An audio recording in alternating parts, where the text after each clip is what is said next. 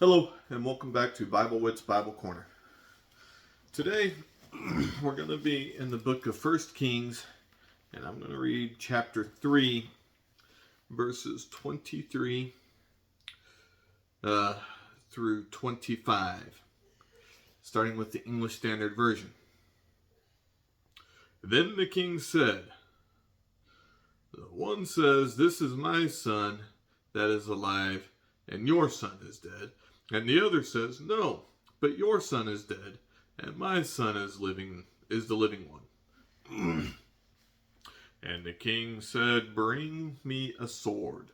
So a sword was brought before the king, and the king said, 'Divide the living child in two, and give half to one and half to the other.'" Okay. New Century Version.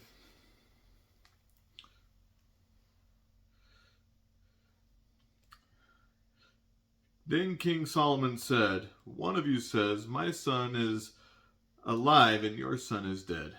Then the other one says, 'No, your son is dead and my son is alive.' The king sent his servants to get a sword.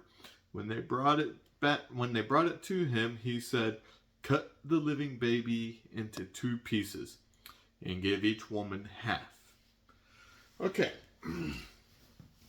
Interesting choice of verses for tonight, but a little bit of a reason for that. And the reason is Solomon knew exactly how he would get the correct answer as to whose baby that was. And he knew that it would take a very drastic measure to do that. Okay, so how did Solomon know this? So let's backtrack a little bit. When he was king, he was just a child. 10 years old, if I remember correctly, when he was crowned king. And God went to Solomon and said, "Hey, anything you want, ask for it, and it's yours."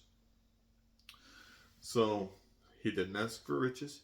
He didn't ask for fame. None of that. He just said, "Give me wisdom and knowledge so I can rule this kingdom properly." So God gave him the wisdom and the knowledge.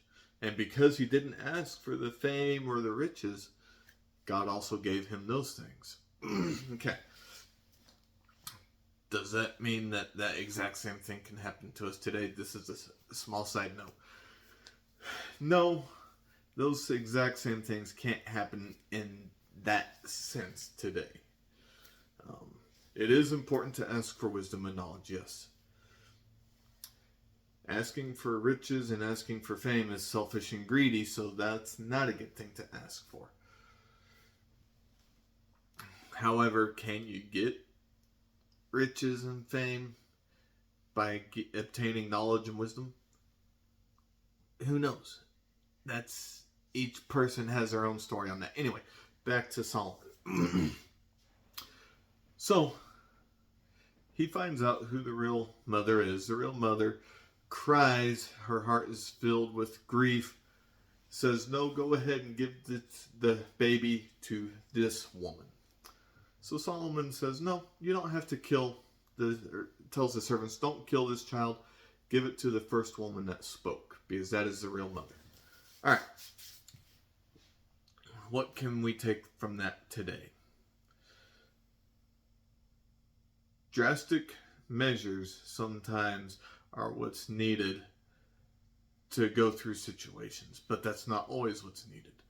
It is always best to go through to figure out exactly what might be needed to help someone get through something.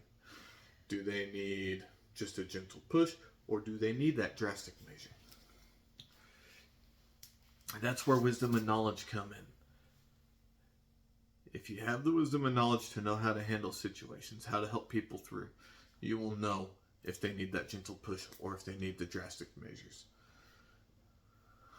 I hope you find encouragement in this, and I hope you have a wonderful, God-centered day.